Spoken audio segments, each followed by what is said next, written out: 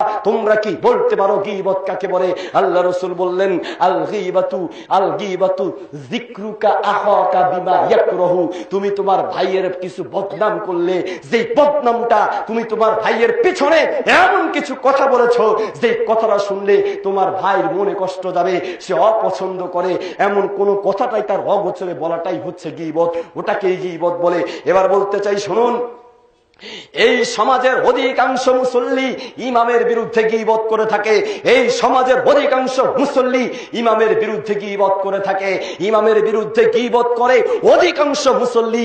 ইমাম সাহেবের নামাজ দেরি হলেও কয় হুজুরে খালি দেরি করে, আসতে হলেও একটু তাড়াতাড়ি হলেও হুজুরের দোষ, হুজুরের তাড়াতাড়ি পড়ায় কা, জামা হুজুরের লম্বা হলে হুজুরের কাপড়ের দাম বাড়াইছে, ছোট হলে হুজুরের টেড়ি হুজুর, পেট বড় হলে দেখছো হুজুরে আলবা সালবা খাইতে খাইতে পেটটারে জাহান্নামের তাগারি বানাইছে। এমনি করে অনেক দোষ ধরা হচ্ছে। দাওয়াত খেতে গিয়ে যদি হুজুরেরা ঘরে সালাম দিয়ে ঢুকে, মহিলারা পর্যন্ত হুজুরেরা পাইলে এক সামিজ দেয়, হুজুরেরা পাইলে মহিলা পর্যন্ত বাস দেয়। তার মানে হুজুরের সালাম দিয়ে ঢুকে গেল, একটু কাশি দিতে পারলো না, কাশি দিলেও দোষ। হুজুর গলায় কি সমস্যা আছে নাকি, ডাক্তার দেখান, খামাকা কাশি দেন কা। এক বিপদে আমরা ওলামায়ে কেরাম রয়েছি। বলতে চাচ্ছি, মসজিদের ইমাম সাহেব যদি কোনো কথা কমিটির লোকের বিপরীতে চলে যায়, কমিটির কোন লোকের বিরুদ্ধে যায়, ওই ইমামের চাকরি নামাজের ভিতরেই শেষ হয়ে যায়, নামাজের ভিতরেই সিদ্ধান্ত নেয় এই ইমামকে আর রাখা যাবে না। মুসলিম জাতি সমাজের অধিকাংশ মুসল্লিগণ ইমামের বিরুদ্ধে গীবত করে থাকেন, এমনকি খতিবের বিরুদ্ধে গীবত করে থাকেন। আর বক্তার বিরুদ্ধে গীবত তো চলেই। বিশেষ করে মাহফিল করে চলে যাওয়ার পরে 2-1 সপ্তাহ গীবতের কোনো কমতি হয় না, সমানে চলতে থাকে, সমানে চলতে থাকে।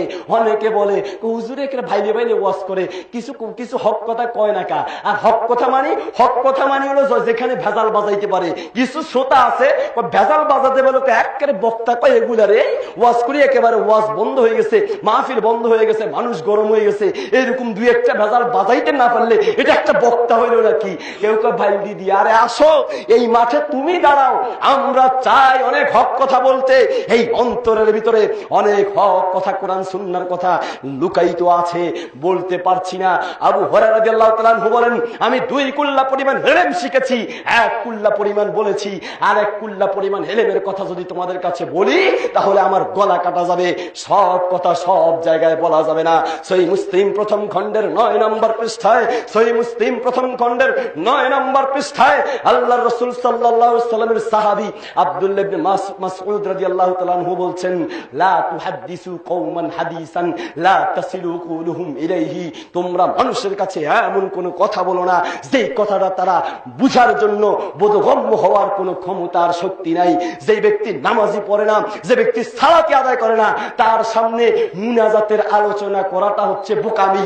যে মানুষেরা আজ পর্যন্ত আকীদা বুঝে না, শিরক বুঝে না, বিদআত বুঝে না, তাওহীদ বুঝে না, সুন্নাত বুঝে না, যার আকীদাই ঠিক নেই, তার সামনে সুন্নতি বিষয়ের আলোচনা করাটা বোকামি ছাড়া আর কিছু না, ভেজাল ছাড়া আর কিছু না।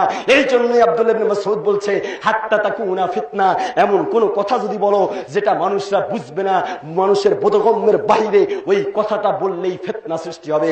বলতে যাচ্ছিলাম, হ্যাঁ বলতে হবে, বলা প্রয়োজন, বলার দরকার, কিন্তু সব জায়গায় আমরা বলতে পারি না। মাহফিলে এসে যদি কোনো কথা কমিটির বিপক্ষে চলে যায়, কমিটির লোকদের বিপক্ষে যায়, এরপর থেকে অবস্থা কি হয়? ওই কমিটির লোকেরা জীবনেও আর কোনোদিন ওই বক্তাকে দাওয়াত দিবে না। ওয়াজে উঠার আগ থেকেই ওয়াজ করা শুরু হয়, হুজুর ওই মাসালার উপরে আলোচনা করবেন না কেন? ওই মাসালায় আলোচনা করলে আমরা যাদের থেকে টাকা নিয়ে মাহফিল করছি তারা আর টাকা দিবে না। এমন কোন কথা বলে দিলাম যে পরবর্তী বছরগুলোতে আর মাহফিলই হলো না। ওই কথা বলাটার দাম কি রইল? ওই কথা বলার দাম কি আর মূল্য কি? শুনুন, বলতে চাচ্ছিলাম, কিছু শ্রোতারা আছে বক্তার বিরুদ্ধে গীবত করে থাকেন। আমরা যে অবস্থানে আছি, আমাদের অবস্থানে এসে আপনি কথা বলুন তো দেখি। 100টা কথা বললে হয়তো 90টা কথা আপনার ভুল হতে পারে, আর আমরা 100টা বললে আমাদের কি 10টা ভুল হবে না? হতেই পারে, হতেই পারে। মানুষ বলতেই ভুল, আমরাও ভুল করতে পারি। তাই বলে গীবত করা যাবে না। হ্যাঁ, পরামর্শ দেওয়া যাবে। নাম্বার নিয়ে ওলামায়ে কেরামকে পরামর্শ দিবেন, পরামর্শ দিতে পারেন, মুহাসাবা করতে পারেন, পরামর্শ দিতে পারেন, তবে বদনাম করবেন না। বলতে যাচ্ছিলাম, এই সমাজের অধিকাংশ মুসল্লি ইমামের বিরুদ্ধে, এই সমাজের অধিকাংশ মুসল্লিরা খতিবের বিরুদ্ধে আর বক্তার বিরুদ্ধে গীবত করে থাকে, এলাকার আলেমদের বিরুদ্ধে গীবত করে থাকে। এই সমাজে যখন সৃজন আসে, যখন ভোটের সময় আসে এক পক্ষের ভোটাররা বিপক্ষের ভোটারদের বিরুদ্ধে গীবত করে থাকে, এক পক্ষের চেয়ারম্যান বিপক্ষের চেয়ারম্যানের বিরুদ্ধে যাকে পায় তার কাছেই গীবত করে থাকে। বলতে যাচ্ছি, কিছু পাপ রয়েছে মানুষের সাথে সম্পর্ক, কিছু পাপ রয়েছে মানুষের সাথে সম্পর্ক, আর কিছু পাপ রয়েছে আল্লাহর সাথে সম্পর্ক। আল্লাহর সাথে সম্পর্কিত পাপের জন্য আল্লাহর কাছে মাপ চাইলেই মাপ পাওয়া যাবে, মানুষের সাথে সম্পর্কিত পাপের জন্য আল্লাহর কাছে মাপ চাইলেই পাওয়া যাবে না। বরং যে মানুষের সাথে পাপ করেছেন, যে মানুষের সাথে সম্পর্কিত পাপ, ওই মানুষের কাছেই ক্ষমা চাইতে হবে। সুতরাং শুনুন, যত মানুষ, যত যুবক বন্ধুরা বিয়ে করার সময়, যত মুরব্বীরা বিয়ে করার সময় শ্বশুর বাড়ির থেকে যৌতুক নিয়ে বিয়ে করেছেন, আর এখন তওবা তিল্লা চল্লিশা করে আপনি একেবারে চিল্লা টিল্লা লাগাইয়া পুরাপুরি বুজুর্গ আর আল্লাহ ওয়ালা হয়েছেন না, যতক্ষণ না পর্যন্ত আপনার টাকা আপনি আপনার শ্বশুরকে ফিরিয়ে দিবেন, যতক্ষণ না পর্যন্ত যৌতুকের টাকা শ্বশুর বাড়িতে ফিরিয়ে দিবেন, ততক্ষণের আগ পর্যন্ত ওই পাপ আল্লাহ ক্ষমা করবেন না। বলতে চাচ্ছিলাম, কিছু পাপ আছে মানুষের সাথে সম্পর্কিত। গীবত একটি মহা মারাত্মক মানুষের সাথে সম্পর্কিত পাপ। এই সমাজের অধিকাংশ